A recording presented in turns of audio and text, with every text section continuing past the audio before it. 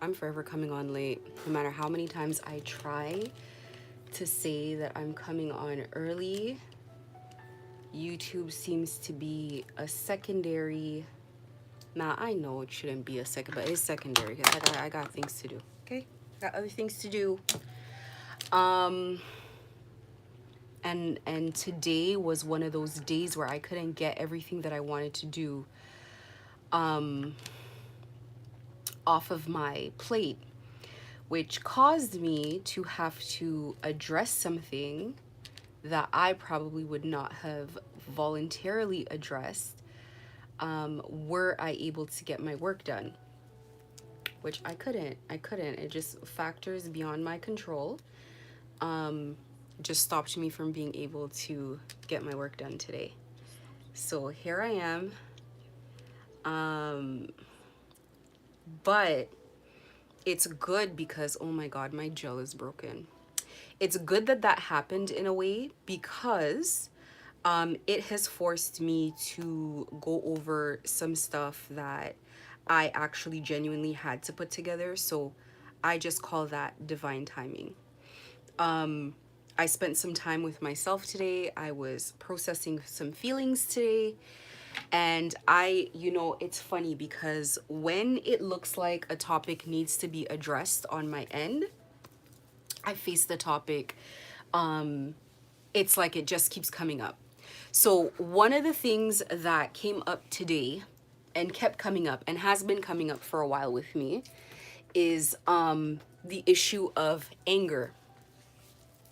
Very early on, when I was talking about how to get through your gang stalking journey and the kind of things that you're going to go through, I was talking about moving yourself from a place of fear and anxiety and scale up the emotional ladder, or the vibrational emotional ladder, and find yourself in a state of anger.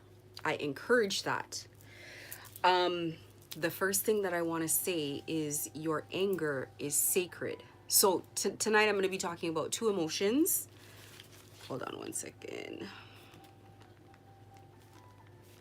Tonight I'm going to be talking about two emotions. The first emotion being anger, the other emotion being anxiety. Your anger is sacred. This is sacred, okay? I want to talk about healing because that was actually originally what I was going to be talking about. And I categorized healing, and I have it somewhere. Let me pull it up. I categorized healing, all the healing techniques that I gave, I categorized in different sort of little categories. And I'm gonna relist them to include whether it's mind, body, or soul. So soul being spiritual. So we talk about the baths, and that would be body. We talk about crystals, and I would say that would be all three, mind, body, and soul. We talk about sage. I would want to say sage would be like more body because it's environmental, and it's body and soul to do with energy, I guess. Incense, the same thing. We talk about candles. That would be soul. That would be energy. We talk about also music. That I guess you would, some of them fall into multiple categories. I talk about egg cleansing, salting the home, meditation, and prayer. I've talked about these in other videos before, so I'm not going to bother going over all of these again. So I have 10 here, 10 categories of healing and 10 practices that you want to put in place to heal yourself. And cleanse your space and just handle all of what's coming at you.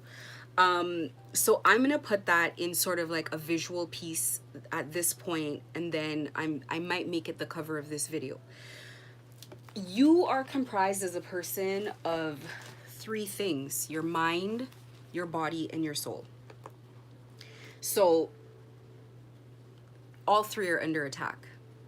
I think we think about sort of our body in the sense of thinking about like where we live. We think about, our financial security. We think about our safety, our physical safety. Then there's the mind. Obviously, you're experiencing dark emotions, you're experiencing shock, betrayal, fear, all kinds of emotions. And then obviously there's the soul, and that is the one that people are not addressing as much. And that is your soul. That's really, for me, that's spirituality. And, that can take on a lot of forms for different people. But I feel like that's one of those things where people really do need to, pay more attention. I'm going to kind of follow the way that I have this kind of like written out, so it has some sort of logical order to it. Let me first talk about the 5 stages of emotional healing. So the 5 stages of emotional healing are, wait, I have this on a Google page. I have it on a Google page, and I heard about this years ago, actually, from in high school. So the first stage is denial, and grief is an overwhelming emotion at this stage. The second stage, after grieving something, is anger, where denial may be considered a coping mechanism. Anger is a masking effect. The third one is bargaining. During grief, you may feel vulnerable and helpless. The fourth stage is depression, and the fifth stage is acceptance. Anger is on this wheel, and anger cannot be avoided. It just simply cannot be avoided this is a smaller diagram, in the phases of healing. It is what it is. We demonize anger in our society, and we try to make people feel uncomfortable or guilty for being angry. It's a very personal thing. It's a very personal thing. I'm going to talk about this one later, actually. It's a very personal thing, whether someone's angry or not. And, you have to sometimes be cognizant of where you take advice from. And that's why I don't like presenting myself as some sort of like master of anything that I give. Okay, I'm sure there are people who have some sort of book knowledge that they're very proud of. And not to say there's anything wrong with book knowledge. I have to read books and learn things all the time. But some sort of formal knowledge, which I would categorize as from a place of theory. But I am giving advice because I've gone through it. And I don't like giving advice. Actually, I don't. I don't give advice unless I've actually gone through something myself and healed it myself. And so that's where I come from with any information that I give. When I was going through gang stalking, obviously in the beginning, when it was insane, where I was being followed everywhere, etc., I was obviously fearful in the beginning, as was everybody else, as you're trying to like figure out what this thing is. Information's not coming from nowhere. Everybody's running from you, including your most personal and sacred relationships. The relationships where you feel safest, they are running from you, or they have betrayed you, or they're actively assisting in the gaslighting and the sabotage and the slander. One of those categories, they're in it. So I'm in this situation, and one of the things that helped me transition from a state of fear to a state of empowerment was the tarot readings that I was reading and or listening to, and they kept saying, release your fear. Do not be scared of this situation. Release it. It's not real. And then in watching more and more of the videos that these girls were posting, they did not give the gang stalking a lot of respect. You have to respect something to fear it. You have to really think it's a threat, that it can really hurt you. And so when you get to a point where you size it up, well, for me, I know who's stalking me. I know who's primarily behind it. I know who's primarily behind it, and I know who paid for it, and I know the players in here. It's been that long. Because of that, I've gotten to size up the situation, and it's comprised of cowards. It's comprised of people who would not say any of this shit to my face. It's comprised of people who, if I walked in a courtroom and looked them in the eye, they would not be able to look me directly in my eye. So once you, and that's I'm talking about whether it's spiritual or physical. On a spiritual level, they have to respect me, or on a physical level, they have to respect me, period.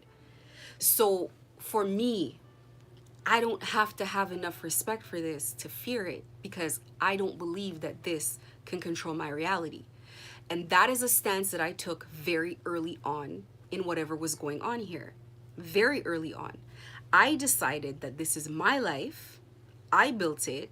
I have control over it, and I'm going to fight back. In taking that sort of aggressive approach, as you should, because you are in fight mode, you are in defense mode. In taking that aggressive approach, as you're fighting, you're going to experience emotions that are going to be stressful to you. And so this is why I talk about balancing everything out. Having those periods where, yes, you're angry, yes, you're fighting, yes, you're forceful, but that being balanced also with emotions of calming yourself down and not staying in these negative emotions too long. So whether it's anger, whether it's anxiety, whether it's grief, whether it's grieving relationships that have stressed you out, grieving relationships where you've been betrayed, whatever it is, you have to consistently find yourself in a situation where you are handling as best you can, dipping in and out of emotions that are necessary. However, you have to feel them, and it's necessary and normal to feel them. So I'm gonna repeat, your anger is sacred.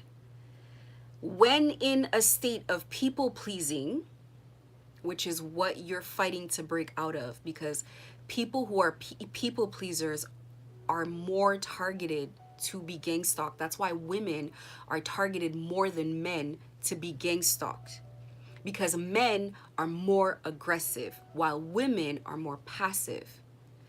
Being a people pleaser makes you worry more about social acceptability than the expression of your anger, and the anger is crying to be expressed. Bottling the anger, putting the anger away, hiding the anger is denying yourself. It's denying your basic human rights as a person. It's denying the right that you have as a person to acknowledge that you are being that you're being violated, to acknowledge that you're not happy with the situation.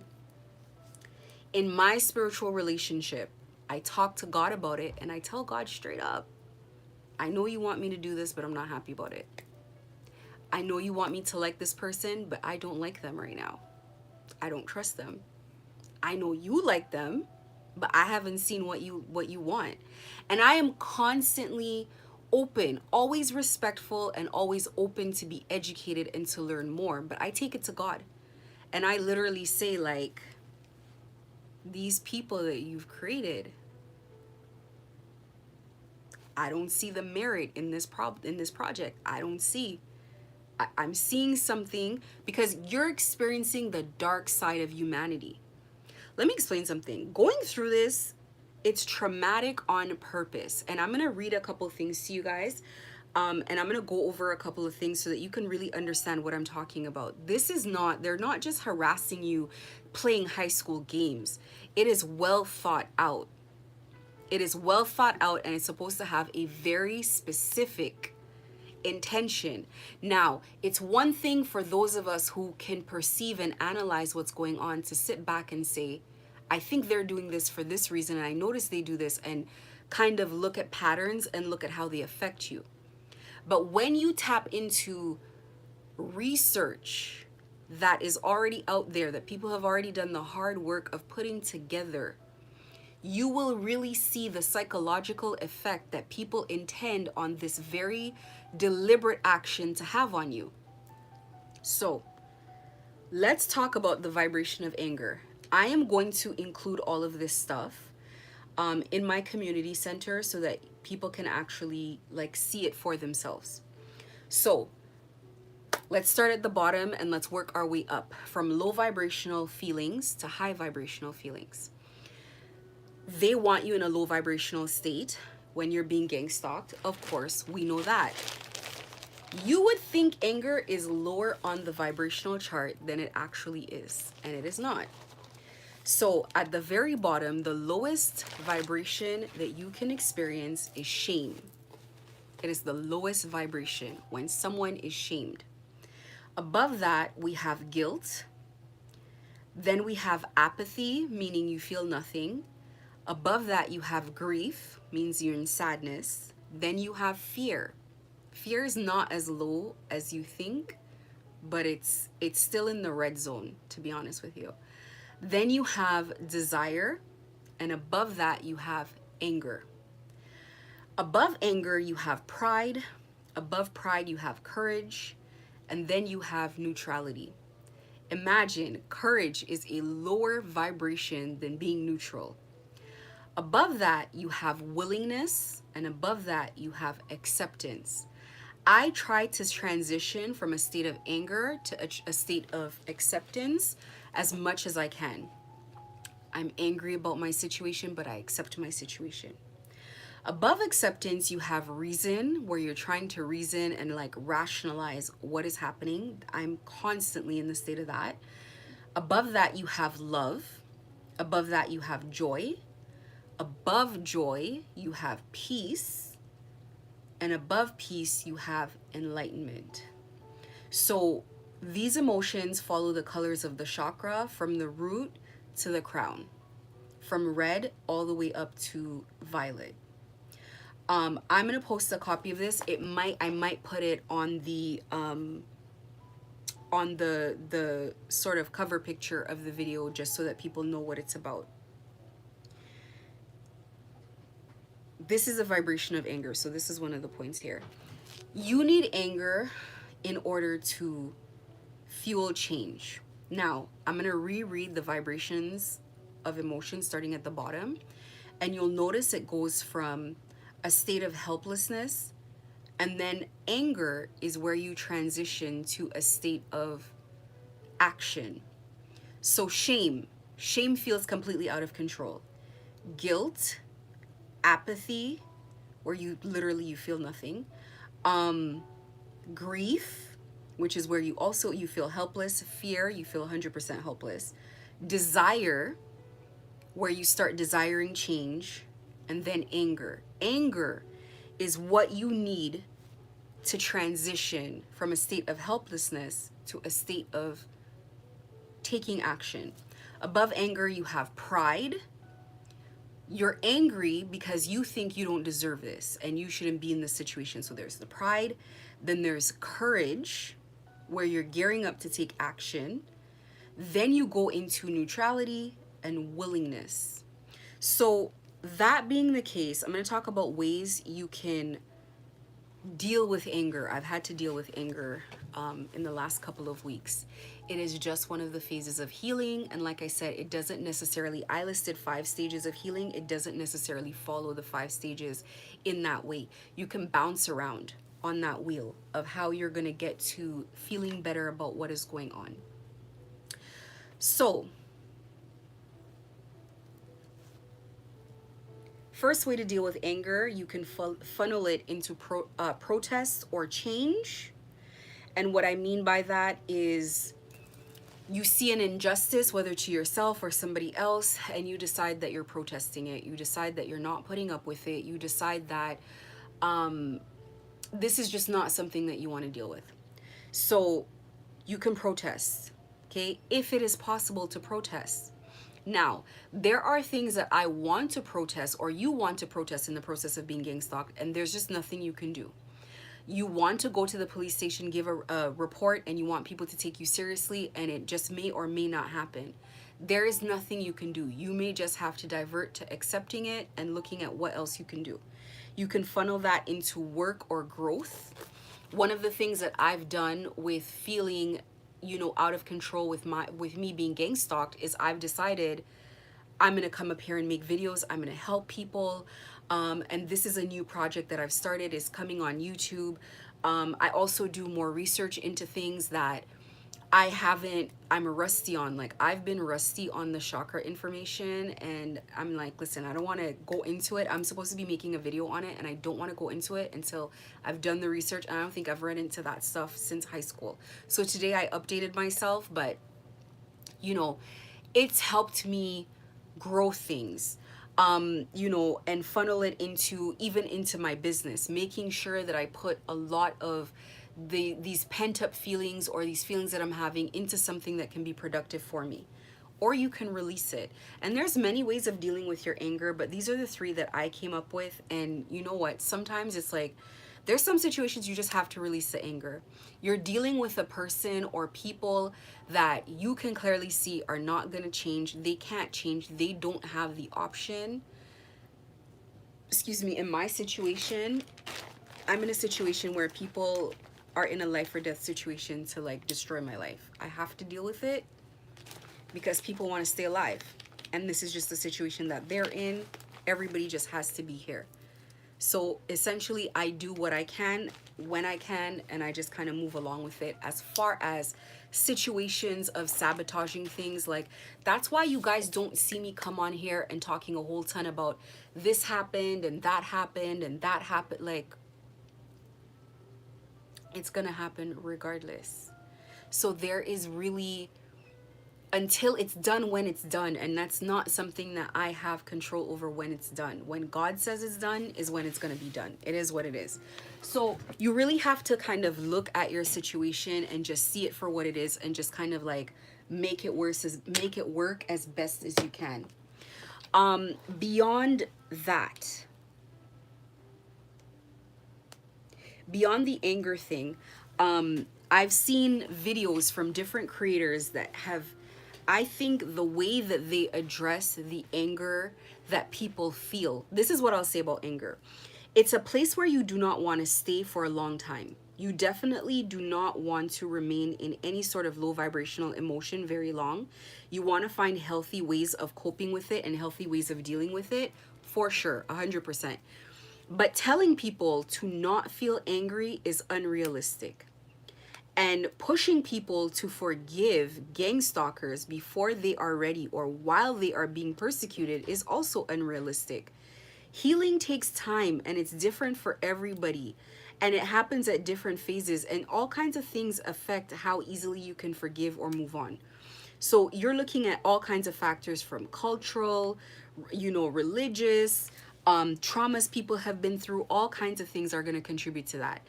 Telling somebody, oh, you're going to forgive a situation or don't be angry, it's unrealistic.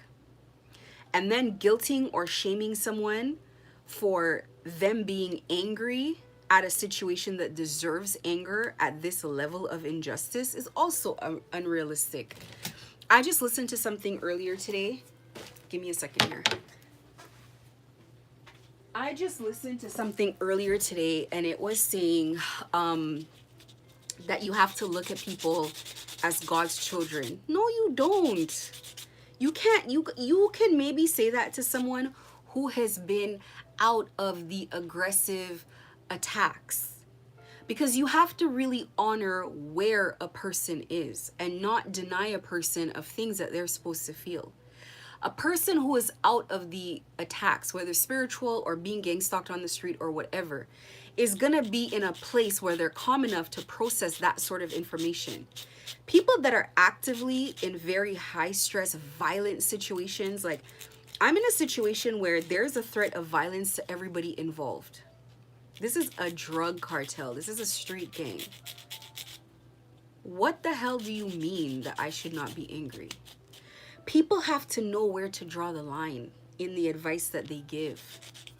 And just be mindful that sometimes you need to be in a person's emotional state or in a person's shoes to be able to really truly accept it. So I don't come here and I say, you have to take my advice. What I'm saying is no, because I don't know. And this is why I don't speak about the things that I haven't been through.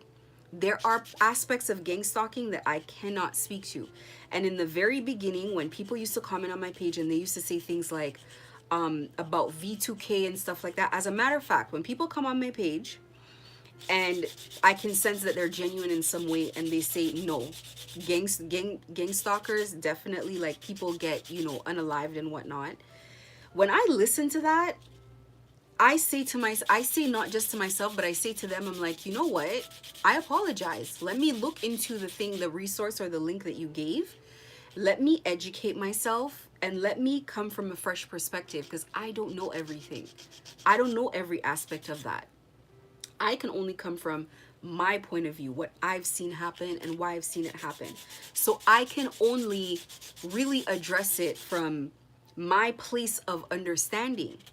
Now, people who are safe, who feel so safe that they can share personal details about their life online, are not equipped to give you any sort of advice about what you're dealing with.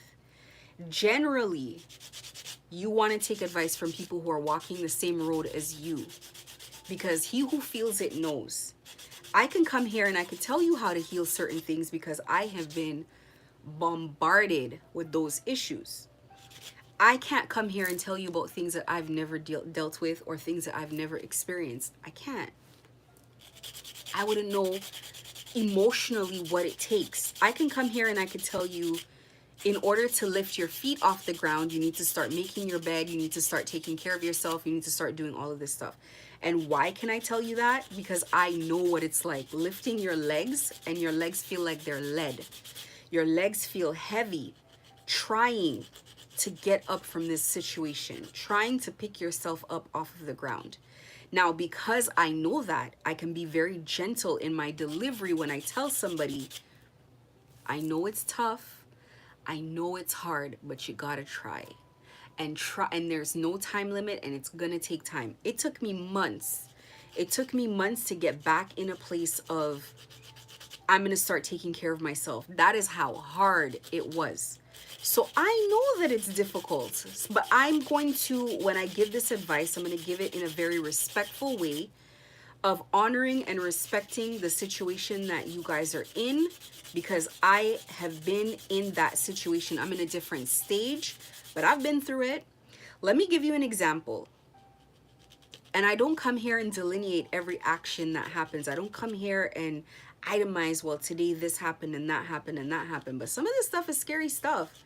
If I tell you, the day that I was pissed off because I had the outburst about the Jesus thing. Let me tell you the 3 stages of how that happened. All of a sudden on my channel, there was all of this stuff about, you have to serve Jesus, you have to serve Jesus. Now, I knew it was trolls, so I didn't take it seriously. I didn't really engage it.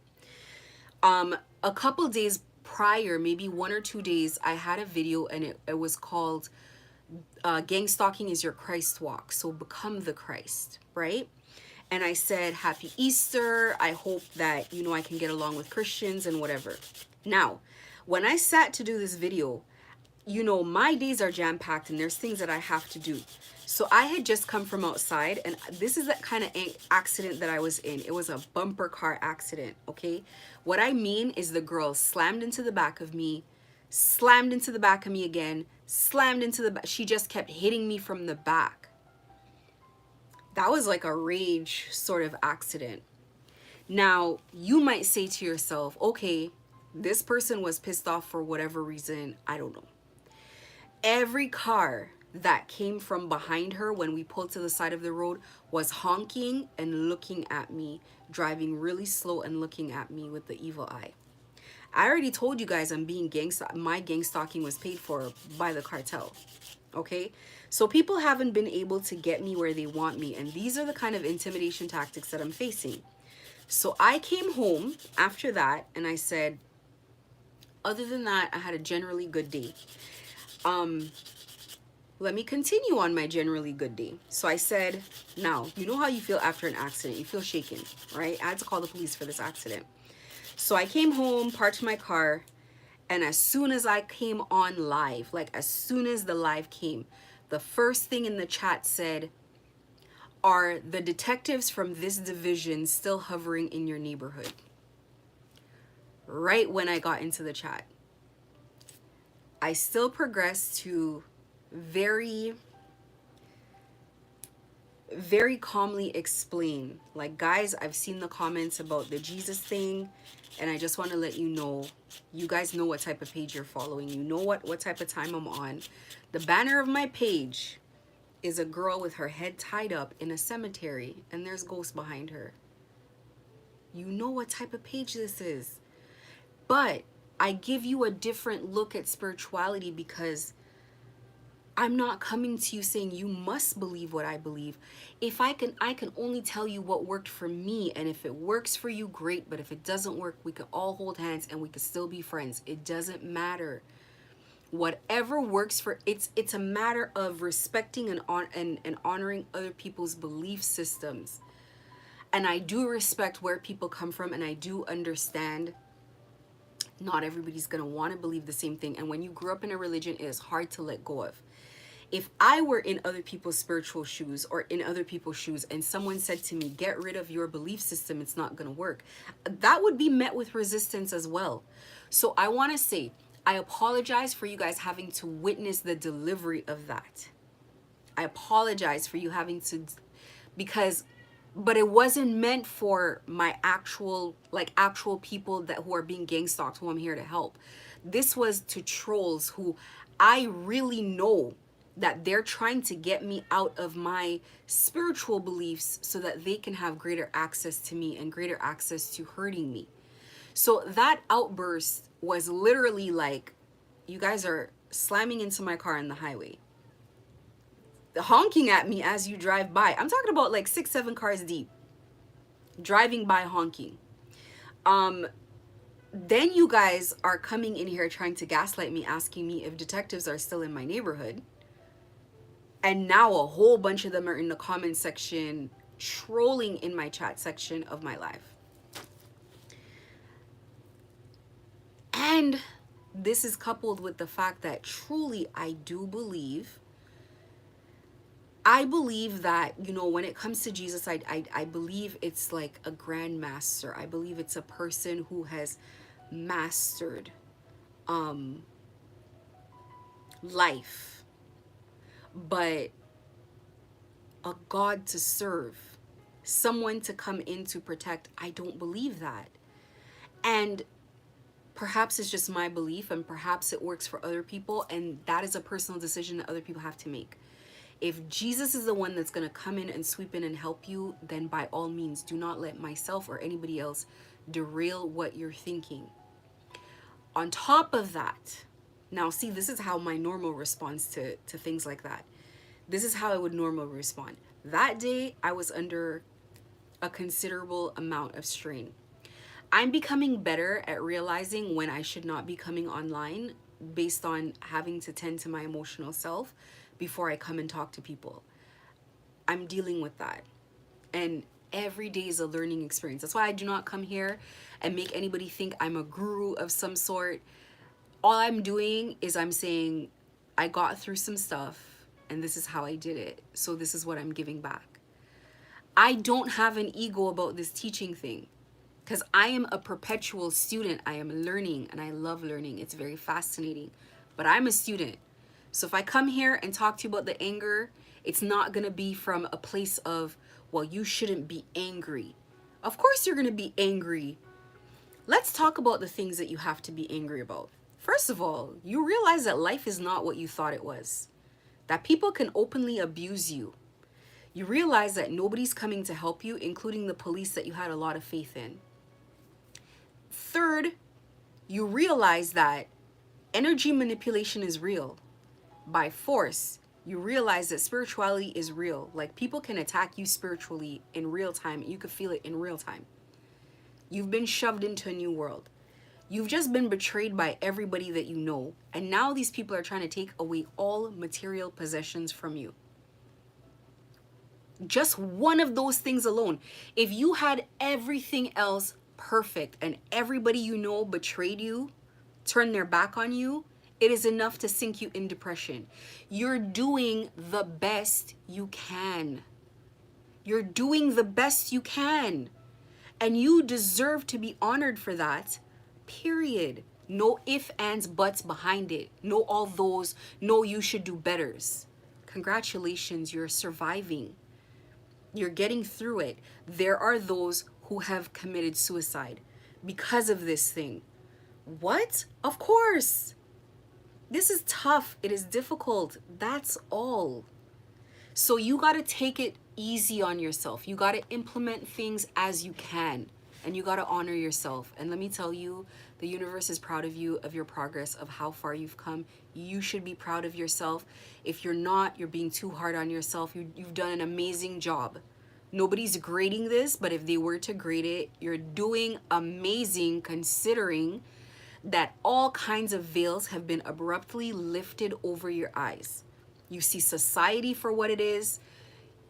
I can only describe it as a matrix, a place that is insane. This is what you're living in. And now you've seen the side of people that you thought you would never see. So this is why you must release these lower emotions of guilt, of being embarrassed for not seeing it before, of not realizing that your sister, brother, mother, cousin was jealous of you, didn't like you, you got to release it. But the anger is sacred. Anger is the bridge between helplessness and action. So you need to feel angry to take action. Now, the anger needs to be felt and it needs to be expressed. We just have to find healthy ways of expressing it, but it needs to be felt. So when I feel angry, I gotta take the time off. Today, now, you see, a lot of us, we avoid our emotions, right? So what would I have done? I would have just avoided the emotion. I would have worked through it. I would have buried myself in work and repressed it and not dealt with it. Because this is how we're shamed into dealing with anger. This is how we're shamed into dealing with the really tough emotions. Just don't deal with it. Go work. I already like working, so it's a release. Baking, cooking is therapeutic for me. I take my mind off of my issues. It's a release. But the anger is fighting to be felt. So I can put it away by baking today, and tomorrow it's going to come up because the issue has not been dealt with. I've swept it under the rug. I was in a relationship where we would just not talk about our problems. We had the same way of dealing with things. I would just shut down. I would shut down and I wouldn't discuss it. And one time we went 3 months in a house not talking to each other. Insane. I couldn't believe it. Like, it was too long. We went so long with not talking to each other that we tried to rehabilitate the relationship after. It was difficult. We went on vacation together. It didn't work. We just get back to the room and just go to sleep. Like, we had disconnected. We were living separate lives, but we just knew how to play a role. Like, you play a role when you get around friends, you pray, and you get back to the car and you're back to silent mode. It's not healthy. I had to learn to break out of that behavior because what I was angry about needed to be expressed, but I just knew that if I expressed it, there was not going to be any change. So there was no point. But the anger not being expressed killed the passion. It killed the relationship. And I was resentful and I was just existing. It had to be expressed, or it did more damage not being expressed than it did if it were expressed. There are unhealthy ways of expressing it for sure. Like, you don't want to express your anger by putting your hands on people, or like the lady who hit me in the back of my car. Regardless of if that was planned or not, she hit me with a fair amount of rage.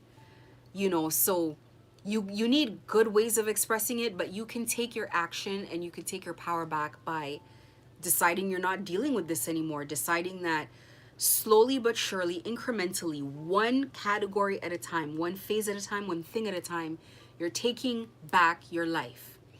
I didn't have control over my finances, and that's going to take 6 months, fine. But today, I can take control of my energy by saging it, by cleaning it. I can take control of my thoughts. I can take control of different things. So you put it in action in that way. When I'm angry, I need time to myself, and it is what it is. Because everybody does.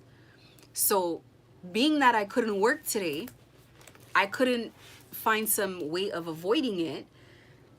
Excuse me, I just took the afternoon off, and I was like, I have emails to respond to and things to do, and I'm going to start being sarcastic, and then I'm going to out and out be rude, and I'm not going to do it. So let me just take the afternoon off, and I did that. and then I took a bath, and then I did some reading. I had to be away from my phone. I don't want to listen to any of the videos on YouTube. They're going to trigger me more. And, you know, and then I had to really sit with myself and say, like, why am I angry? Now, when you're being gang stalked, you can find reasons to be angry. They're going to give you a big basket. Pick one. You're going to always have reasons to be angry. I've gotten over being gang stalked. I've gotten over the anger of being gang stalked. I've accepted it as a part of my world, that there's always going to be a layer of treachery somewhere. There's always going to be some type of sabotage. There's always going to be that. I accept it and I live this way. And it doesn't trigger me. I see things and I see them as a cry for attention from someone who's not getting the job done. So if I come on and I see a comment, it doesn't trigger me. It doesn't trigger me. It's like I see it as a cry for attention, like, hey, look at me. Hey, don't forget me. I don't see it as like I need to go into a, you know, if it triggers me, it's because there's something else that's really pissing me off that I don't want to address. Forgiving is something that I have to work on. I have to continue working on it. I am not on a timeline. I grace myself with it's gonna take time, because I have been abused. And so being angry about it is one thing, but forgiving it is another thing. What I am used to doing is releasing the situation, walking away from it. But if that person's name comes up and someone's like, you should forgive them, I'm gonna rage. I'm gonna go into a rage. I'm not doing it. I don't want to do it. So I have to work on that. I have to work on the forgiveness, because a part of me doesn't believe that people deserve to be forgiven for these things. I think that these things were unforgivable, and that's what makes it difficult. But that being the case, let me stay on track and let me finish with this part of the anger. How did I get over it? So first of all, I have to acknowledge it. Sucks.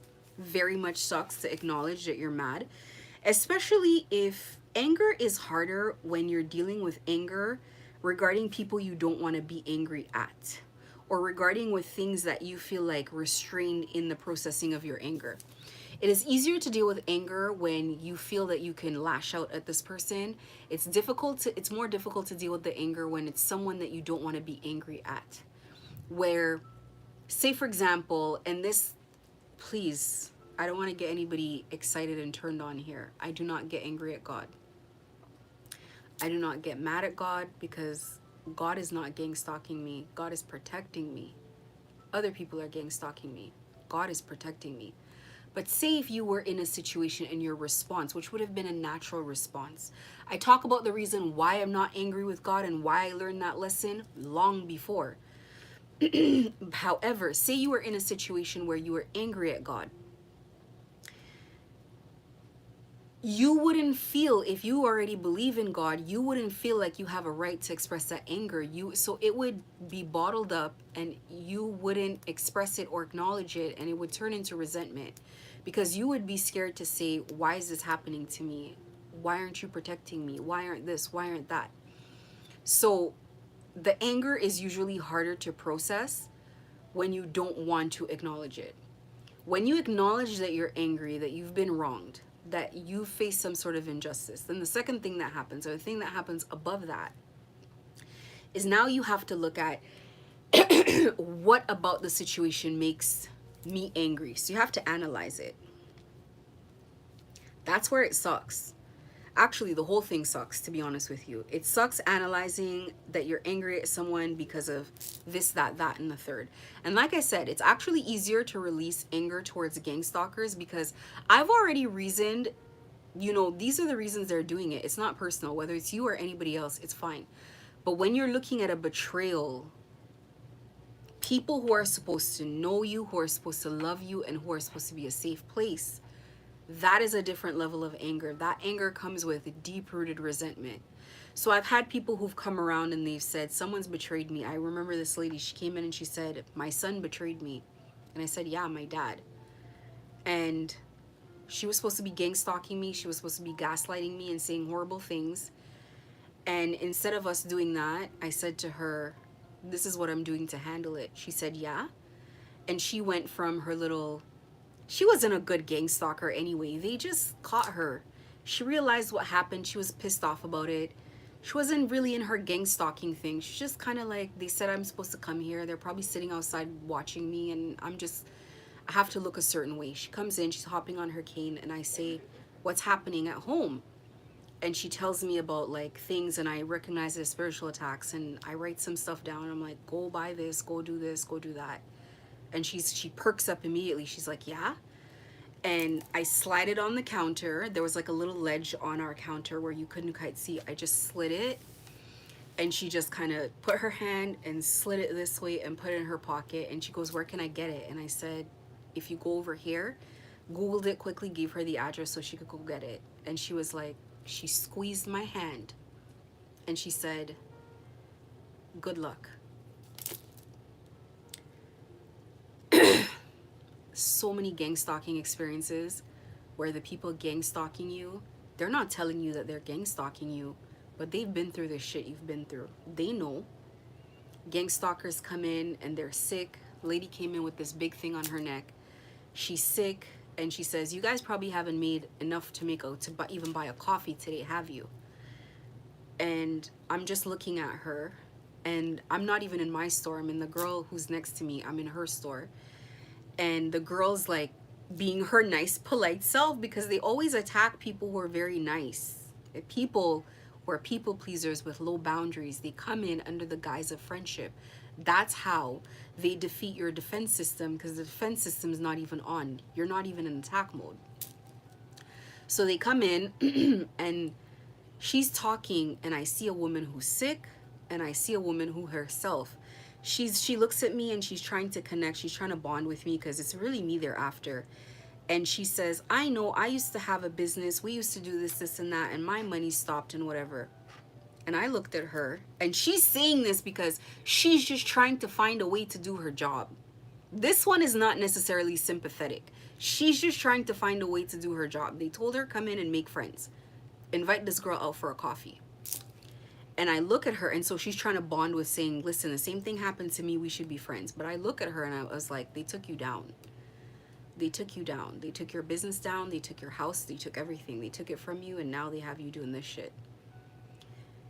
It is difficult to just out and out continue hating people who are also victims. I thank God for keeping me in the fight long enough to see that. I thank God for that. I was in gang stalking, and I said to God, and this is how I talk to God. God is on the inside. It's on the inside. The spirit guide's on the inside. Hears every thought, talks back. We communicate like that. It's the softest voice that is inside. If you're waiting to hear a voice loud like V2K, it's the softest one, but it's the one that's saying something that's different. When everything else is saying, this is a nice lady, it's the voice that's saying, no, she's not. No, she's not. Be careful. That's the voice you want to listen to, and you get her louder and louder and louder and louder and louder all the time. You get it louder. For me, it's a her. For you, you can call. Listen, the beginning of wisdom is calling things by the correct name. It's a Chinese proverb. You call something the correct name. You call it a gang stalker, it is an enemy. You call it a victim, it is more accurate. Okay? Calling it the right name. It is just, you perceive it differently, you react differently, you behave differently when you call it the right name. So let's look at your God. Your guide has a job to keep you on task, to keep you moving through learning your lessons. You guys are tethered. Your guide will tolerate being called the wrong name, but it's not an ideal place to be. Do you know how you bind spirits, force them to your will? You must have their correct name. So if you're calling your guide Jesus instead of something else, you're already at a disadvantage. So just consider possibilities outside of your understanding. Just consider it is all I'm saying. Now, back to what I was saying. I look at these people. When I was being gang stalked, I said, if you can prove to me that there is actually a reason this is happening to me, I owe you an apology. Because right now, you know, this phase I was in, it's like, I don't want to be going through this. What is going on here? Please. In the beginning, I kept my vibration very high, but like midway through, I was like, y'all got to get me out of here. I lost it. I lost patience. But I did say, they said, trust me. And I did say, if you can show me the benefit to this, I will apologize. I have continued to apologize because, and right now I'm going to apologize again, because these were the things that I needed to see. I might be one of the only people coming on here telling you that the people gang stalking you are also victims. I was being groomed to be a gang stalker in the beginning. Yes, I was. They wanted me to follow this page and tell me who to like and who to not like and where to go and start to influence me. Oh, make sure you like my picture. Make sure you leave a comment. Let's take a picture together. Let's do a TikTok dance video. I'm just a very strong-minded person, so I don't really... I say I don't really, but I'm a very strong-minded person. I don't... It's funny because I think people did think I was a people pleaser. I am anything but. I don't care how you feel when I say what I say, when I do what I do, when I... No! In fact, men accuse me when I meet them of training them, of grooming them in the beginning. But it's not really grooming them. It's just these are the rules of engagement for engaging with me. And if we don't comply and we don't have patience and we're not going to push me, if you can't do it, then I'm very ready to release this right this second. They know that. They know I'm ready to release them. They know that it's either we're doing it her way or what makes her comfortable or we're not. So it's never been a situation of not having boundaries. It's been a situation of conserving energy. Some things are not worth your anger. Some things are not worth the energy. You got kids, you got work, you have things, goals, ambitions. It's not every single thing that comes in to take your time and your energy that you're going to rush into. Like, you're going to look at some things and say, I release this very quickly because it's not worth my time. Analyzing what is upsetting you, especially when it's a tender issue, not fun. Once I'm done analyzing it, it depends on what the situation is, I'm gonna release it. If it's a situation where I can actually do something about it, I'll do something about it. If it's a situation where there's nothing I can do about it, like in the case of a betrayal, I can't do anything about it. I've released the person. I can't go protesting. I can't build a project around it. Then I let it go. If it's a situation where my work is being sabotaged, I can use that anger to work harder, to work smarter, to find ways, motivate myself, getting around it, fine. But some things, the anger just has to be released, or it has to be put into some sort of action. Something has to get done. And one of the biggest things I like to do in these situations where my vibration gets low and my spirits are low is I decide I'm going to get up again. Listen, if people have studied me and have looked at, like, why have I kept going? It's not because I haven't gotten down and not because I haven't gotten tired. It's because I keep going. I acknowledge myself that I'm on the floor and it'll last a night. And in the morning, I'm going to open those books and the laptop and whatever, and I'm going to just continue doing what I did before. That's it. Sometimes it's not really a lot of thought into it. It's just that I keep going. And that is the same thing I have done with every project that I've had, with every, whether it be a project that I have, whether it be like a goal that I have. If I were to be building a house from scratch and I'm running into foundational issues, bank loan issues, all kinds of things, I would be doing the same exact thing. I would be, one second here. I would be doing the exact same thing. Hold on. I gotta delete this person from my live.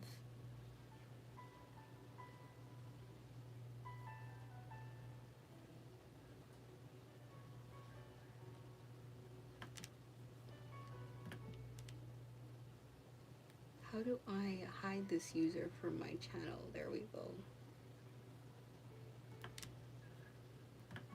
And then we're gonna report it for spam. done. So, this is how I deal with anger. I just want to reiterate, your anger is sacred. Your anger is needed. You need the anger. You need the anger. Don't let anybody delude you or shame you. Do not put yourself in a situation where you are experiencing anger for prolonged periods. Please process it as soon as you can. Deal with it. And some bits of anger it's going to take longer than other things. It's easier to get over the anger of like somebody giving you the wrong order or something going wrong than it is to get over the anger of a betrayal or the anger of losing something important to you or losing your life or whatnot. So just be mindful of that. Don't let anybody guilt you into or shame you about it. It is important. It's an important emotion. I'm going to go into the second thing that I need to talk about, anxiety. See, these things can tend to look like they're not that big of a deal. They are very much that big of a deal.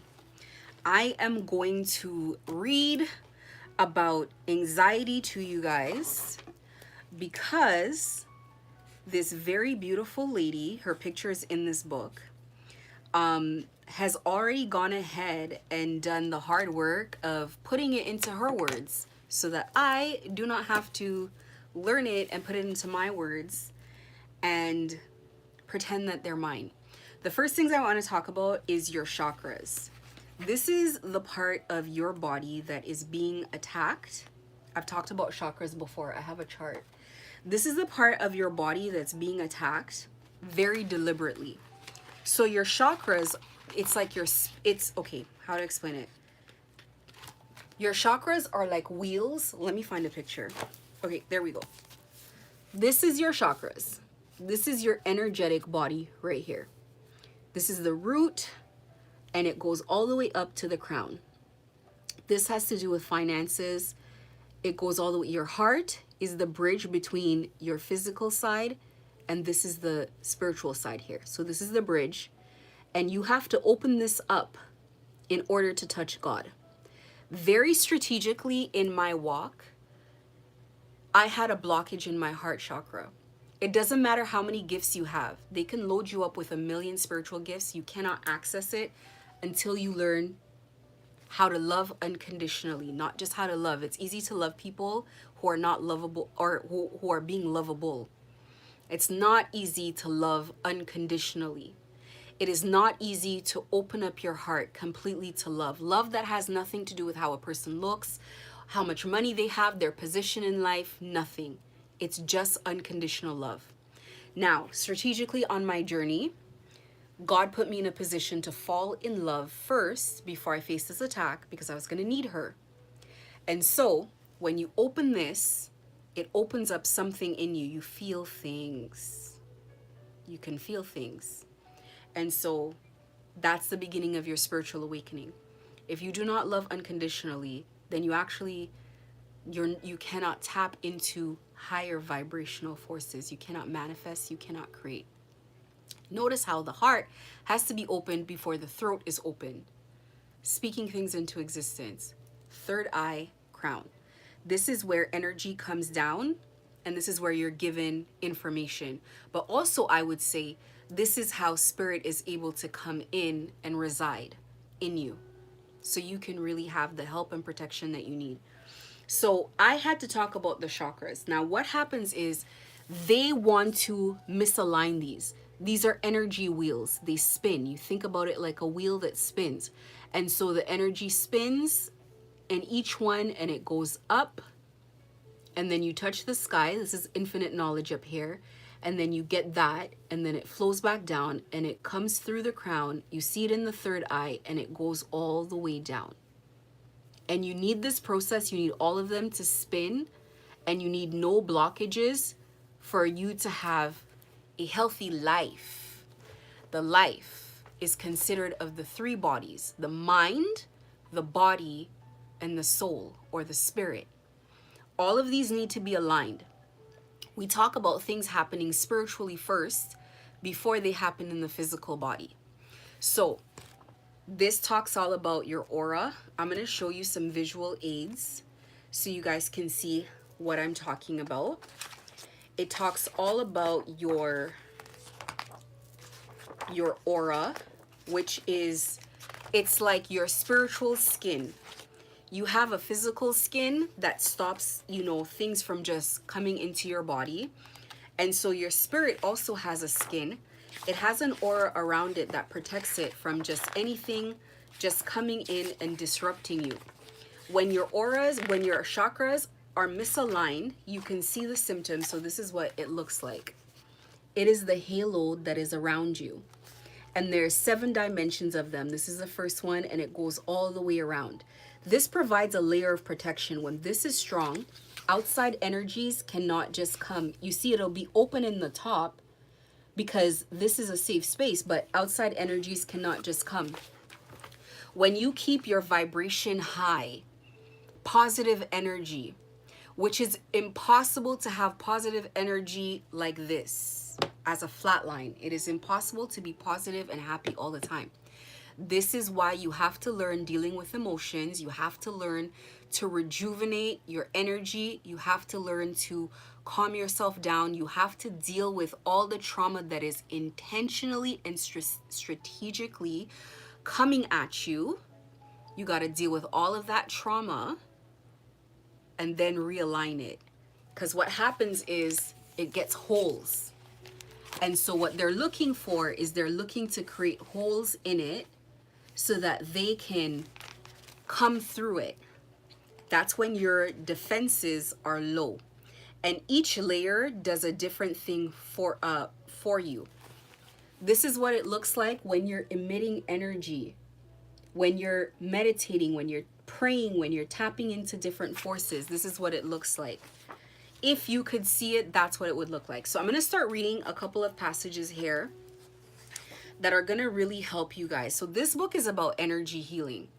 You got to think about healing everything, not just your mind and being in a peaceful place. Before this thing right here or your body right here can heal, you got to heal the spirit.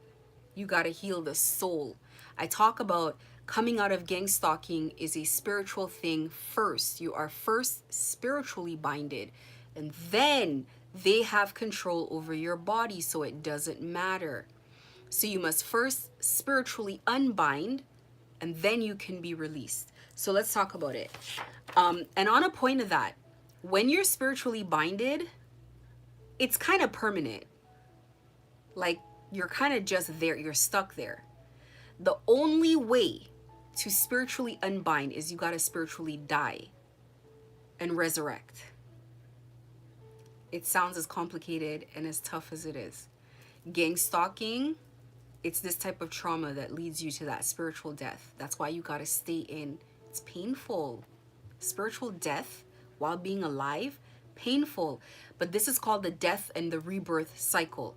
And you would be assisted through this process with the correct energies, deities, entities. So all of the entities that I work with are death and rebirth entities. We'll talk about that another day. But let's talk about this. Let's talk about your chakra system.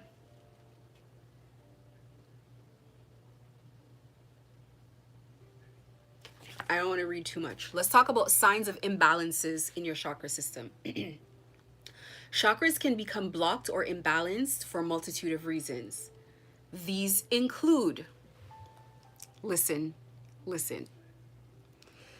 traumatic events from this life or a past life, drug use, specifically mind-altering psychoactive drugs, chronic environmental stressors. Chronic meaning consistent, persistent stressors in your environment. Jobs are there's some jobs that are naturally stressful, like if you're a firefighter, if you work in ER, if you're in hospice care where you're watching people pass away all the time. These are natural stressors. Gang stalking takes it to a whole different level. Consumption of unhealthy inorganic foods, inorganic substances, codependent relationship patterns which create things such as energy cords and hooks. One thing that gang stalkers like to do is give you a handler. It is an unhealthy relationship where they attach to you and they feed you something good and then they abuse you. It's okay, babe, I love you. And then abuse you with something else. Talk down to you. Make you feel insecure. Make you feel uncomfortable. This is an unhealthy, then you tend to have unhealthy attachments and they create so many of them around you that you think this is how life is. And that is not how life is. People are not meant to be abusive like that. Consistent negative thoughts or moods. There's a reason why they constantly want to attack and abuse you all the time. Always have you in a bad mood. Even when you're emotionally on your own, they don't want you to have 5 minutes of peace. Consistent negative thoughts or moods. Then you start gang stalking yourself with negative thoughts. So now you have to move forward and rebuild. And I'm going to talk about the 7 stages of emotional healing. There's 5 stages which deals with the emotions, and then there's 7 stages which deal with actual stages. And one of the stages is rebuilding.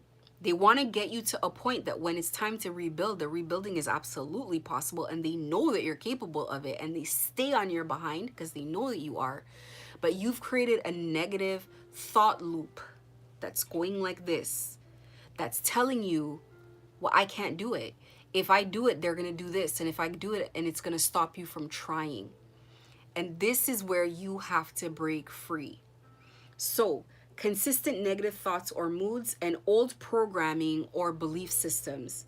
There are many other ways and reasons why chakras can become blocked. What matters is identifying the imbalance, then clearing, releasing, and rebalancing the flow of energy within them. This is why you meditate.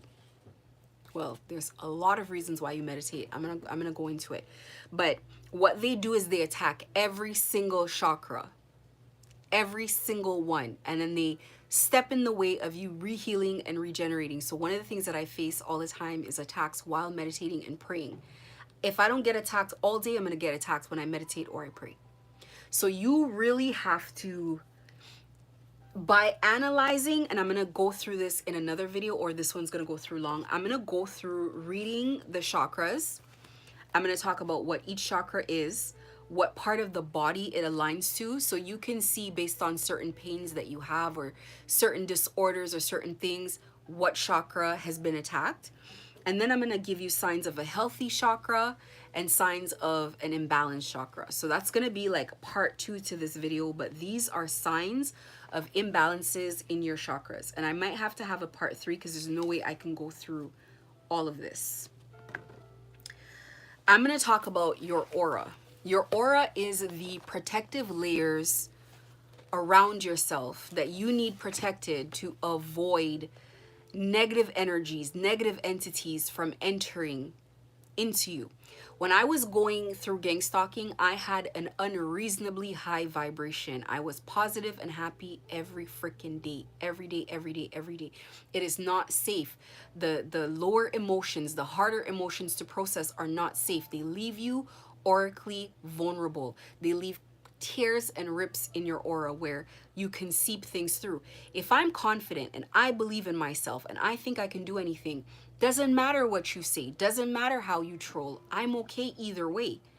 But if I have a negative thought pattern and I don't think I'm worthy of love, or I don't, then you can find a way in to affect me, to destroy what I'm building or what direction in life I'm taking. This is a very realistic way of looking at it. So our aura. Our aura is an energetic bubble that exists all around the body and extends outward in layers. Each layer of the aura contains a new group or grouping of information within it in a new dimension field of existence. When you meditate and you breathe in and you breathe out with intention, it's like bringing that information in.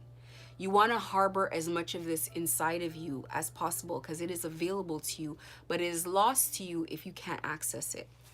A healthy aura has the shape of a balloon or well-rounded egg. When our aura is depleted or damaged, it can be misshaped, missing areas, or have tears in its matrix. When this occurs, we have the potential of leaking our energy out, forming unhealthy cords with others, or not having the proper filters necessary when it comes to incoming information around us. One of the ways in which you are attacked is by creating illusions around you and then gaslighting you and telling you that it's not happening. Gang stalking you and then telling you that gang stalking is not happening.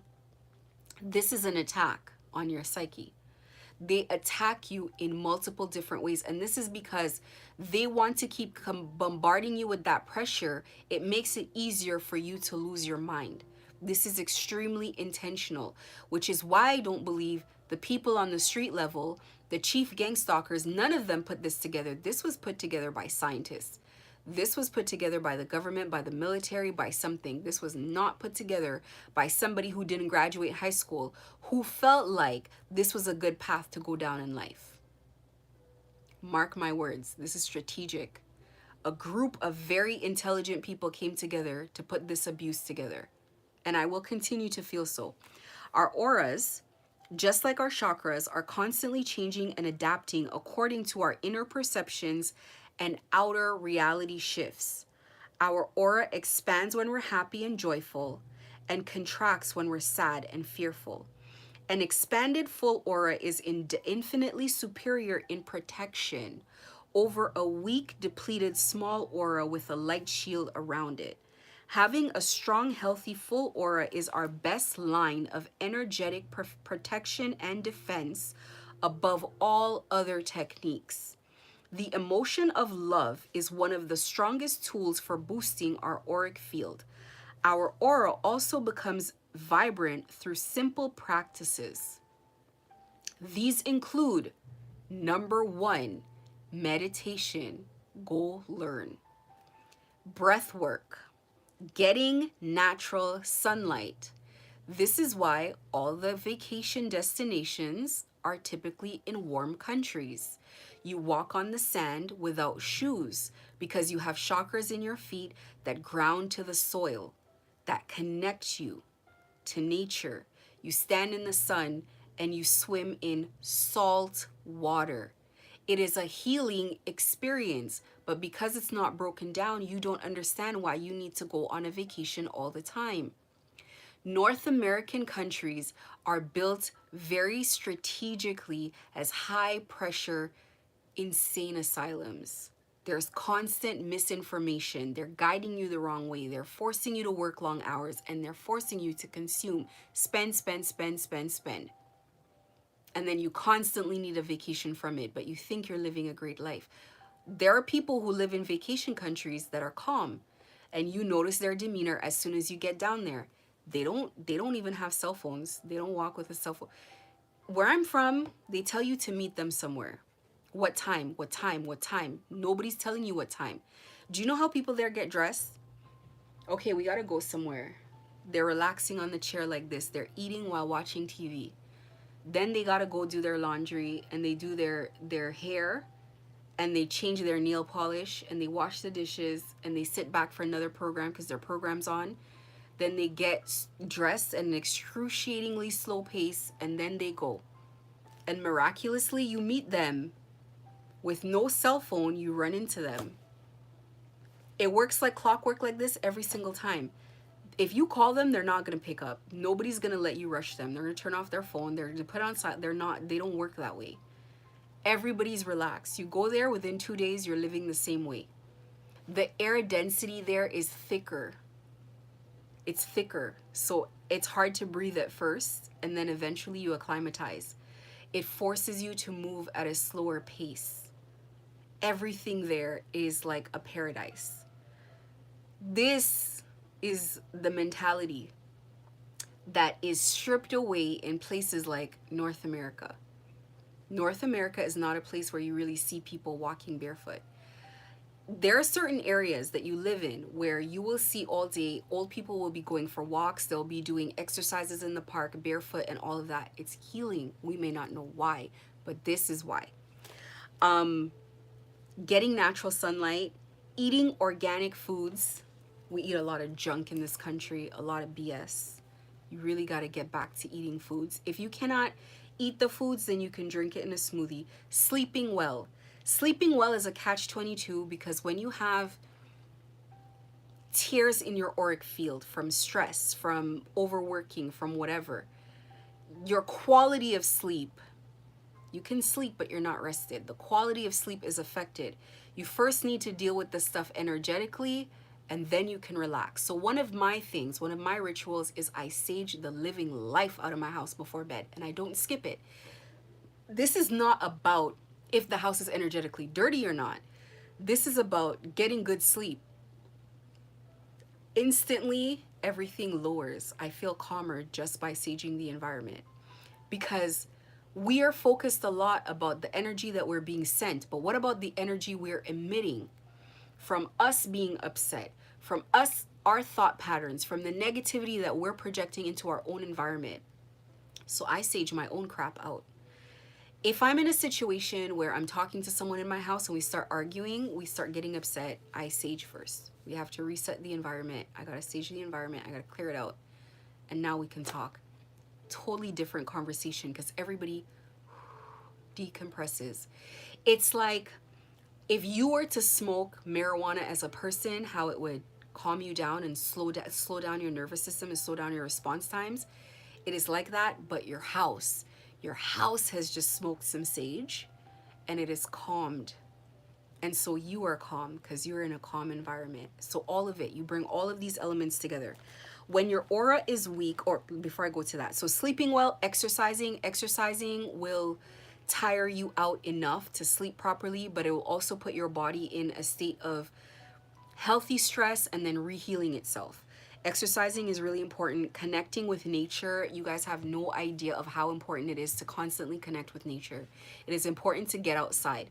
Being in an area, I've never liked cities where there's a lot of bricks, like downtown areas and a lot of buildings. I like nature because you feel better.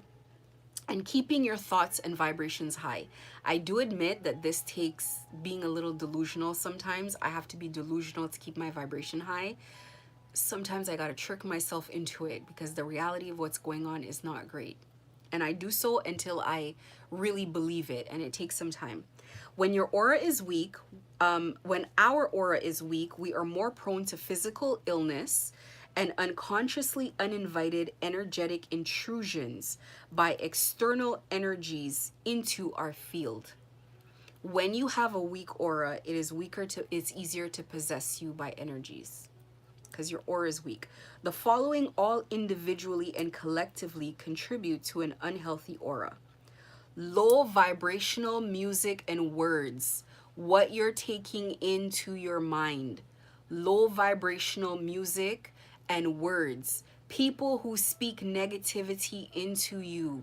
You see how good it feels when you're around people who speak life into you and tell you you're amazing, you're great, you're doing a great job, versus people who talk down to you, who gaslight you, and who make you feel small. That's why it is important to cut people off quickly.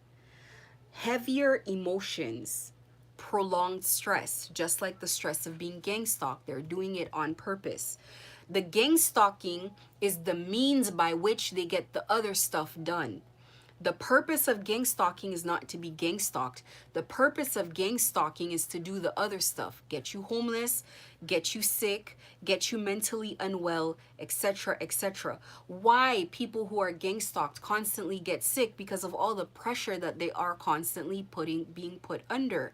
Their body becomes weak, their immune system becomes weak, and so the energies that come in, the health concerns, the conditions that pop up all the time that our immune system is normally able to fight, it cannot fight it when it is in a state of constant stress. This is why I say you don't wait till you're done being gang stalked to heal. You start now. The work starts now. Stored trauma, past trauma, you remain energetically and spiritually at the age that you faced your first trauma, your first heavy trauma. Some people are out there are 5 years old, but they're really 48 years old. But it doesn't matter if, as long as you can start dealing with that, and you can heal it with like 6 months, 3 months. It's just being put in the right situation. Depending on what chakra the trauma blocked, opening that chakra will unblock it, allow the energy to flow. You will feel better, you will do better, but you can now progress. And it's not like aging, spiritual aging is not like aging a body. You can go from 5 years old to catch up to your real age in 3 months. That simple, by healing the wound, healing the trauma. Don't put time constraints on yourself and don't think anything is too hard. I didn't know that my heart chakra was blocked. I didn't know that I didn't experience unconditional love, but I was closed off. I wouldn't allow anybody in. And it was out of preserving myself because of all the crap I've seen and I've experienced. As soon as I opened it, life shot up. Everything opened up. Everything changed. And people can see the blockages in you and they'll ask, like, what happened to you to make you like this? But something happened, right? Anyway, stored trauma, inorganic foods and inorganic substances like alcohol and like chemical substances, drugs, things like that, excessive use of technology, exposure to EMFs, which is electronic and magnetic fields, poor sleep, a sedentary lifestyle where you're not moving around very often, alcohol and drug abuse, and disconnection from nature. So this is what blocks your aura. And then the last thing that I am going to read has to do with retraining your nervous system, because this is part of what I had to talk about today. Retraining your nervous system. A huge part of energy healing is working with your breath to move the energy through your system. Your breath, along with your intention, can consciously guide and alter the flow of energy throughout the channels in your system. When working with energy, make sure that you're in a calm and relaxed place before the start of each session. I'm going to try to see if there's stuff I can skip here, because there are stuff that I need to skip. Okay, so the two main aspects of the nervous system that you need to know are the sympathetic nervous system, or fight and flight mode, which is what they put you in and try to keep you in 24 hours a day. What they cannot so this is what would happen. If you're only gang stalked on the street, you're in fight and flight mode on the street, but when you come home, you'll rejuvenate and you'll calm down. And in your calm state, you have enough time to figure out ways of combating this stressful situation that you're in. But if they can attack you energetically while you're in a state of calm at home where they can't physically access you, then they keep you in fight or flight mode 24 hours a day, and then they attack your sleep as well, so you can't even get rest. The dream manipulation, not sleeping properly, waking you up too early, all of those things. And I've faced it all. I've faced it all for months at a time.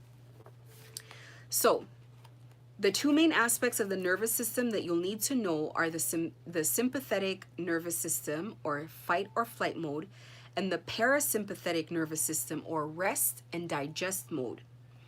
These symptoms operate under the autonomic branch of the nervous system, which operates unconsciously to regulate bodily functions such as our heart rate, breathing, and digestion.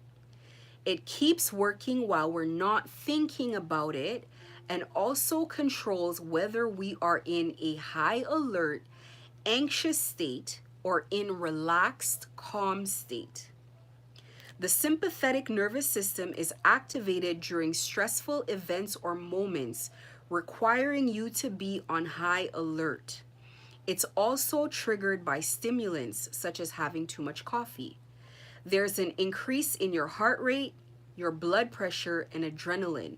Most of the blood is moved out into the extremities, diverted away from the gut and reasoning centers of the brain.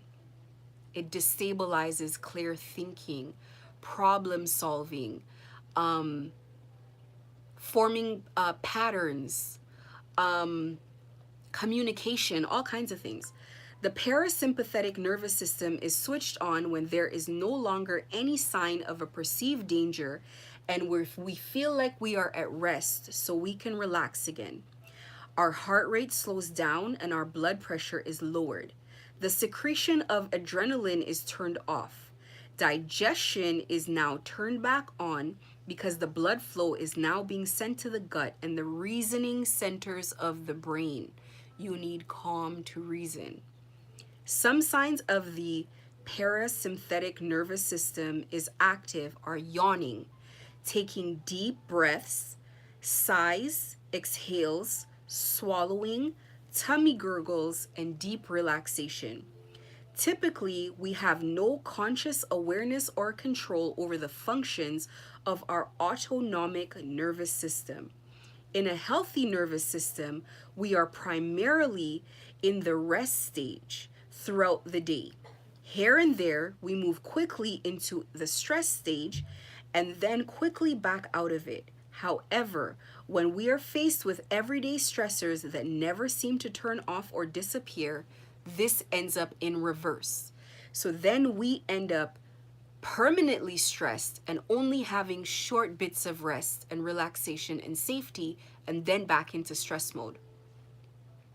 Do you see why I said it's deliberate? The gang stalking, you're not being gang stalked to be gang stalked to be followed. It is happening to destabilize you, starting with your nervous system. That's going to create tears in your aura. That's going to allow them ability to get in. They're trying to destroy what you have, destroy your business. They're going to use words, they're going to use manipulation, they're going to laugh at you. Laughing puts you in the lowest vibration of shame.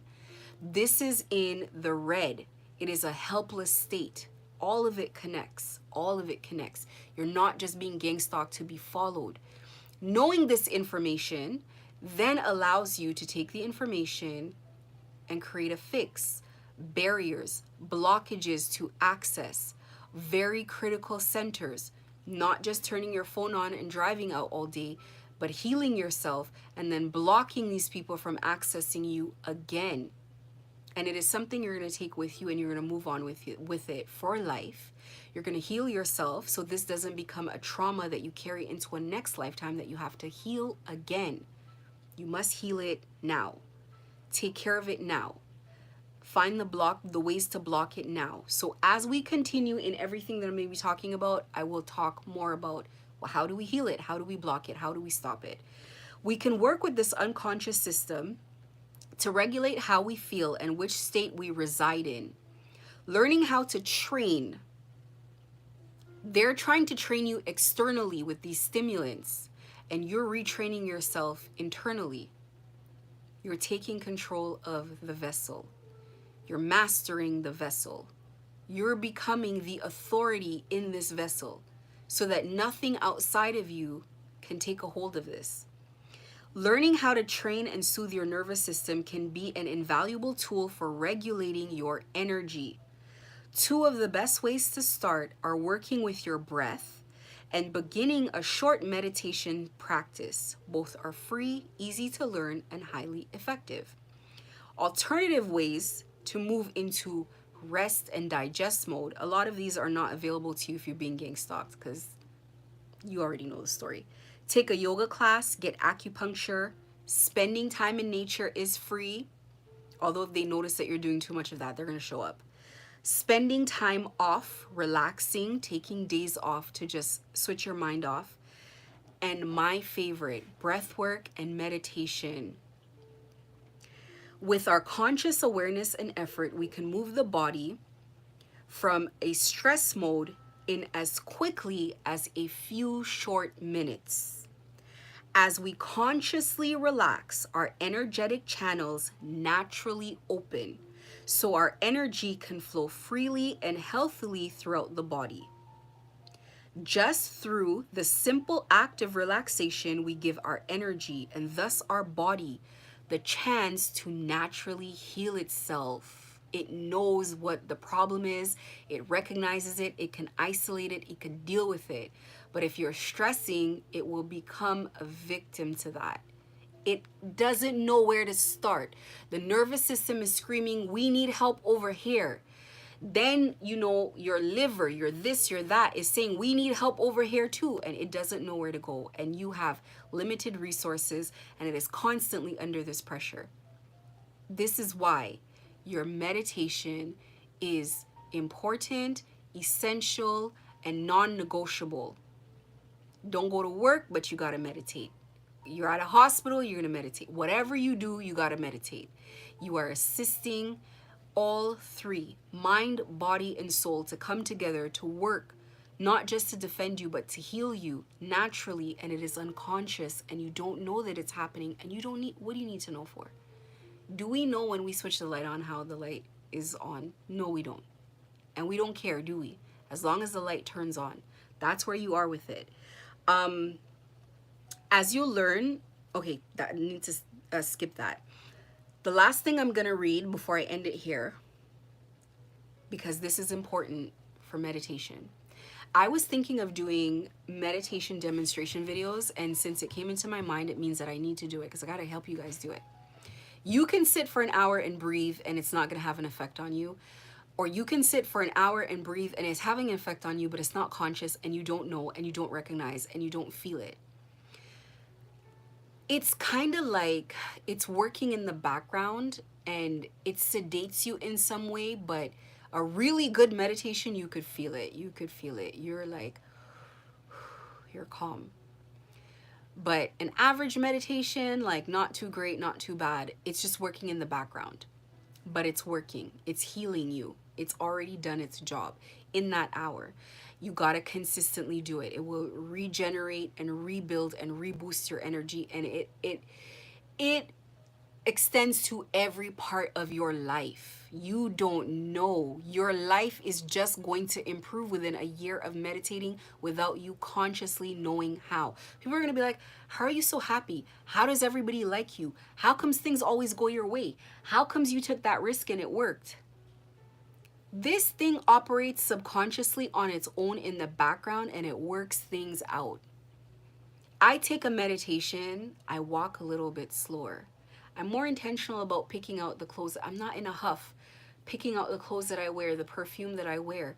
And when I go to the bank or when I go to the bakery or when I go anywhere and I talk to someone, I'm peaceful, I'm calm. I have time to ask them how their day is, even though I'm supposed to be at work. It takes 3 seconds, 3 minutes, 1 minute, 30 seconds to ask about someone's day and truly mean it and listen to the answer. You've contributed to them having a great day. You have a great day. The 30 seconds or the minute that it costs you makes no difference when you walk into your job. And now the people that you encounter are all encountering a little bit of your calm, beautiful essence. And it changes their day. And they want to come back. They want to deal with you. Why is your business more successful than the other people's business? People like being here. People come in here and they're attracted from the outside of the door. And when they step in, they're in a new portal.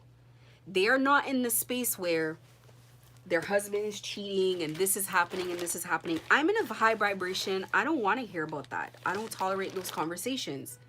Why don't I tolerate those conversations? Because you're here with me now. So it doesn't matter. You can deal with that when you leave. It's like I'm like that with my kids. If it's a relationship, whatever. I know that tough crap happened out there. I know it did. But this is not the place. This is a place of peace. This is a sanctuary. This is a safe space. So we don't need to talk about it unless there's a moment of strategy. And I'm very intentional about the times that we do that. We don't do that in the evening. We might do that maybe in the morning, maybe in the afternoon. I'm very strategic about when I let people talk about their problems. I try for it not to be around meal times because we need our energy in a calm state to digest food. I just read it. Evening times and times after work are times to relax, decompress, and have a great evening. You come from work, typically in my house, I'm pouring myself a glass of wine, I'm cooking, there might be some music going, we're having a good day, positive emotions. That's how we need to end the day, relaxed and calm and peaceful, and then we go to sleep, have a good night's sleep. In the morning is also another time you go to sleep peacefully, then you wake up peacefully. You wake up in the same vibration that you went to sleep, which means healing cannot occur if you went to bed stressed. You cannot rejuvenate if you went to bed stressed. So you're sleeping in a calm, peaceful state. You've dealt with the issues. That's why they say for marriages, you deal with the issues before you go to bed. Don't go to sleep angry. You wake up angry, and now you're in a cycle of anger. You got to deal with things. You got to process things.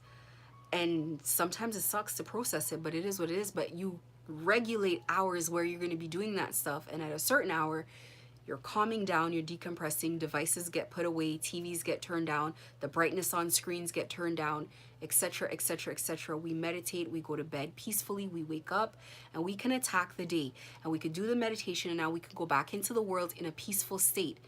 This has nothing to do with the world around us. This has to do with us. It's self-directed because we've trained ourselves. And now we're going to train people out there of what to do in our aura. People know when they approach me, do not approach me in a very flighty manner. I don't like it. Gotta calm it down. Shh. Shh. Relax. And if you can't express it calmly, then it doesn't need to be expressed right now. Gotta get a handle on what you're gonna say and then come back. Gang stalkers know that they shouldn't approach me like that either. They don't. Long gone are the days where people used to approach me to gaslight me. No. Boundaries. Train people. Calm. Always calm. You can train people by just the way that you appear in the world. Always calm. People who speak slower, who talk slower, who make really good eye contact, they demand a certain response from you because they are calm and their energy is probably stronger than yours if they've trained themselves to do that. If they're naturally like that and it hasn't been deliberate, maybe you can affect it a little bit more, but you have to enter the world in the way that you want to experience the world. You talk to people, you talk to baristas, customer service people in the same way.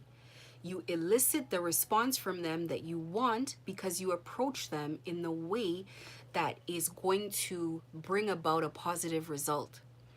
You walk up to someone and you're the one with the problem. They don't have the problem.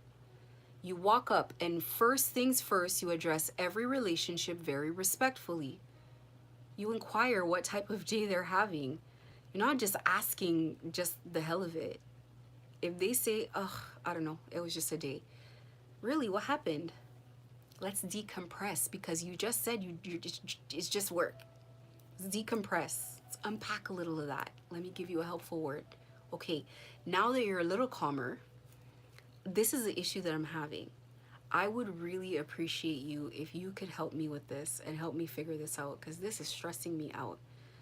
You are going to get a better response than coming to people like, rah, rah, rah, rah, rah. They might help you, but they're not going to put gravy on it. They're not going to put sauce on it. You ever had somebody love you versus somebody doing something out of obligation? Two different things. Somebody who loves you puts whipped cream and cherries on top of it, and they give it to you with a kiss or a smile. Somebody who's just doing it out of obligation, it's going to be dry, and when they put the plate down, it's going to slide off the plate. They're not even going to fix it. The plate's going to like rattle around a little on the table first. There's a difference. You approach people, your aura is off, their aura is going to be off. So there are going to be people who aren't even gang stalkers that you're approaching because your mind is already in this loop of like, everybody's a gang stalker, everybody's abusing me. But no, they've trained you to abuse yourself. They've trained you to gang stalk yourself. You're always expecting something to go wrong. That's PTSD. I'm actively healing that. Far be it for me to come here and tell you that I'm not or that I'm perfect. No, this one, I feel it. It's going to take work. As every layer of healing happens, we're uncovering something new here all the time. I think I'm great. I feel great. I'm acting great. Everything's great. And I peel back another layer and I'm like, oh God. Wow.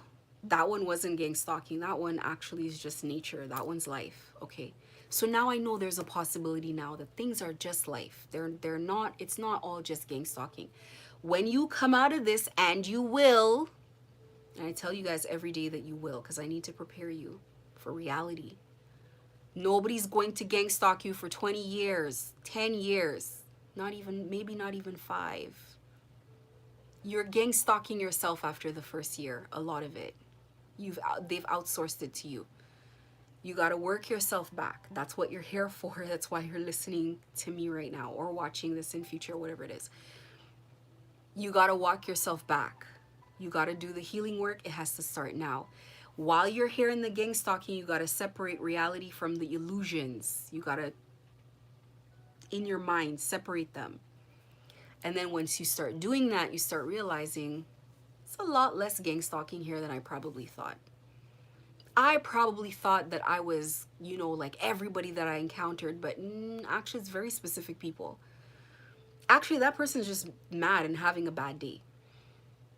But when it comes from you, when it comes from the inside, you start realizing how this has affected you. And now you cannot heal anything that you don't identify. You cannot heal anything that you it's like, this is why you have reporting and analytics, so that you can dissect information. Once you're looking at yourself and you're realizing, I'm kind of abusing myself because I'm so used to this behavior, then you can say to yourself, there's probably a few less gang stalkers out here than normal. There's probably a few less cars following me. This probably is just bad luck or just like a weird thing happening. This is probably not gang stalking. And now you can heal yourself. What is more important in this is not how fast you heal, but it's developing an inner mechanism for healing your mind. We spend a lot of time healing our body, but if you develop your own little system of healing your mind and your spirit, then you can take this with any traumatic situation from here on out. You are bulletproof, because you know, no matter what you face, you go to war, somebody passes away, you go bankrupt, the act of being bankrupt is not what hurts you, it's how you perceive it mentally. So now you know that no matter what happens, it's just a matter of how I interpret it and then how I heal from it. This is where you want to be, developing your own mechanism of healing. And you're going to do that by grabbing bits and pieces from all over the place, putting it together hodgepodge, and then refining it over time until it works. This is the process of healing. Let me talk about the type of breathing you're going to do with meditation, and I'm going to let people go. The breathing, the kind of breathing is important. It's not just any breathing. This is effective breathing. This is called diaphragmatic breathing. Diaphragmatic breathing, okay? Diaphragmatic breathing, or belly breathing, deep belly breathing, is one of the simplest ways to deepen your breathing, increase your oxygen levels, and regulate the nervous system. It stimulates the vagus nerve and lowers your anxiety. The diaphragm is a dome-shaped muscle that sits between the lungs. When we breathe in, our belly expands and the diaphragm expands downward, widens, and flattens out. Less important detail. Do we really care right now? Not really. When we breathe out, our belly naturally draws in. When we breathe out, it deflates. When we breathe in, the belly expands like a balloon. The diaphragm domes back up into its jellyfish-looking resting shape. This is what the inhale looks like. Right here, the inhale, it expands. The exhale, it contracts. It contracts back in this way, and an inhale, it expands that way. Now, this is what I'm going to say about the breathing. I'm going to stop with the book now because it gave me everything that I needed for tonight. When you're meditating, what you're gonna, best practices, you breathe in and you're gonna want to hold it in your chest. So you're breathing in and you're like, this is your chest. That's not gonna calm you down. That's actually gonna have sometimes the opposite effect. You breathe in and your stomach expands. So this means that it goes from here all the way down, all to your stomach. Your stomach expands. Don't hold it on your chest. Consciously be aware of that. So you're not having thoughts. Thoughts are coming, but you're letting them go. They're gonna keep coming, trust me. I've been meditating for years, this still happens. They come in, and then you start trying to work out the problem you're gonna solve today. You're starting to work on the behavior you didn't like. You're starting to work on the thing you wanna deal with. And you stop yourself and you release it. You don't go down that road with the thought. You get back to your breathing. So it goes in, It goes through the chest and it bubbles up in your stomach. And that is where you hold it, in your stomach. And then the most important part is breathing out. It's the breathing out that you want to focus on. It's easy to breathe in. And then on your breathe out,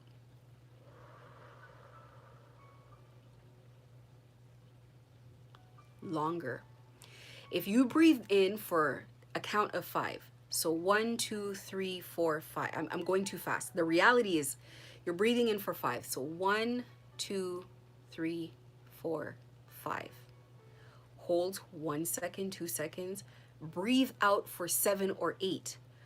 1, 2, 3, 4, 5, 6, 7, 8. By the time you get to 6, 7, and 8, you're emptying out so much that it's like, it's low. So that the other breath that's coming in, it's ready to be sucked in. So it's like, and this is the environment you want. You want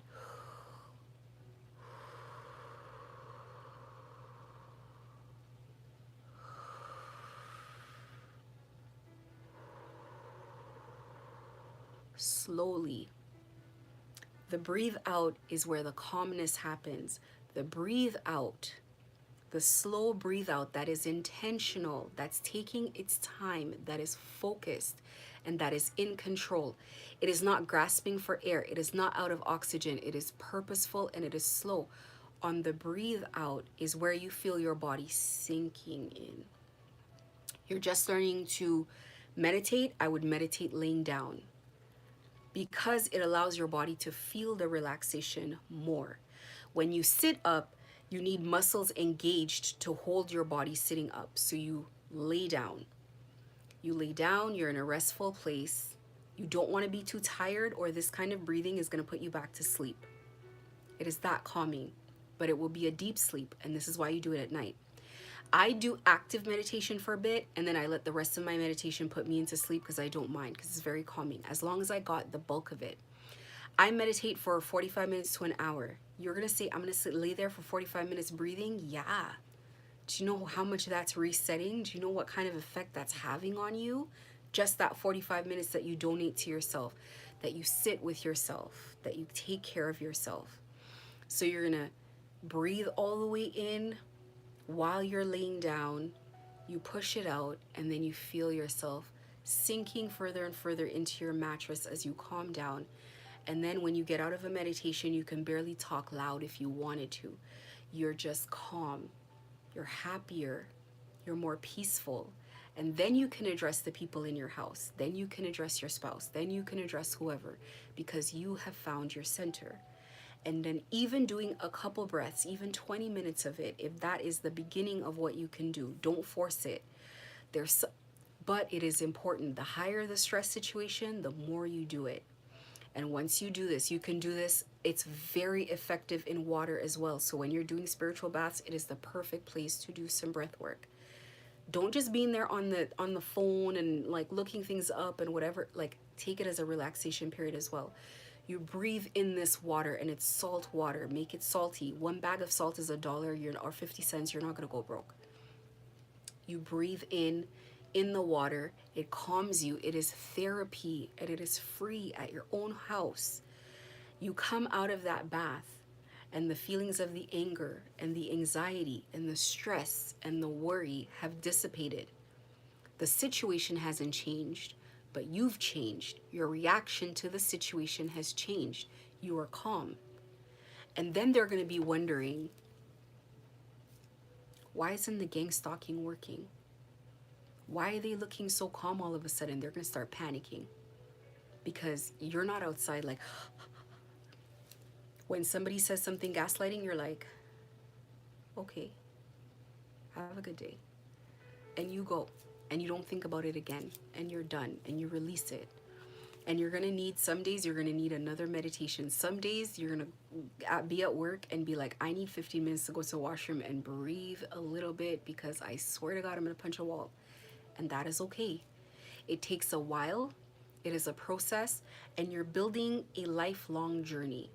You're building yourself in a situation where self-mastery becomes part of who you are, and you can handle anything that continues to be thrown at you, because life will continue throwing. That is the thing. We want to create a situation where we insulate ourselves from hardship, and we cannot do that. Life will continue lifing, and you got to be equipped to handle things. And just know that, listen, one of the things I admire about people in the West Indies is they don't worry. You will meet them and they'll be like, the fridge broke, it doesn't work anymore. And you're like, what? They haven't thought about, well, how am I going to freeze the meat and what's going to happen? They're like, yeah, my fridge doesn't work. That is how much they have to focus on breathing. The air is dense. It takes some effort to breathe in these hot countries. They breathe a lot. They take life slower. They're a little bit more, okay, Jamaica excluding, and I'm not, Jamaicans don't come at me, but I'm saying you guys are a lot more easy, like stimulated. But most of the Caribbean, I come from the Lesser Antilles, which is the smaller islands. They're just so calm. It's like unreasonable, and it's like you have no choice. And they set boundaries with you without even upsetting themselves. Like they'll just be like, listen, you're stressing me. Don't call me more than once. Text me. And then they still don't respond to the text. Like it's such an easy way of living. And so I apply a lot of that. I grew up in the West Indies, so it's a lot of that is like ingrained. It's ingrained in me to be polite, to treat people well, to expect people to treat me well. My island has like 170,000 people, and it has not moved. That hasn't moved in like 10, 20 years. It's like always 100. It's always been 170,000. I think it's 170,000. It's small as hell. Everybody knows everybody. So you have to be very good to people. You have to live very well. But we raise people like that. Everybody has good things to say about people that come from my island. They're always like, where are you from? Oh my God, I love people from there. Because of how we treat people and how we treat ourselves. And we're very calm and we're very reasonable. Most of us. So anyway, that is it for tonight. So the two lessons or the two things that I'm leaving you with: get that anxiety under control, and you will control the gang stalking experience. You will retrain yourself on how you deal with it. And your anger is sacred. Do not be shamed for your anger. You're going to have outbursts. You're going to have, you're going to lash out every once in a while. What is more important is bringing yourself back. Avoiding unhealthy expressions of it, but it is dying to be expressed. It wants to be acknowledged. It wants you to analyze it. It wants you to figure it out. I'm going to put as much pictures and diagrams as I can of the things that I talked about in the cover of this, so that you guys can have access to it. And I'm so sorry that I'm on here so late. If you didn't catch the beginning of it, it's a good thing to maybe catch the beginning of it. But thank you guys, and have a good night.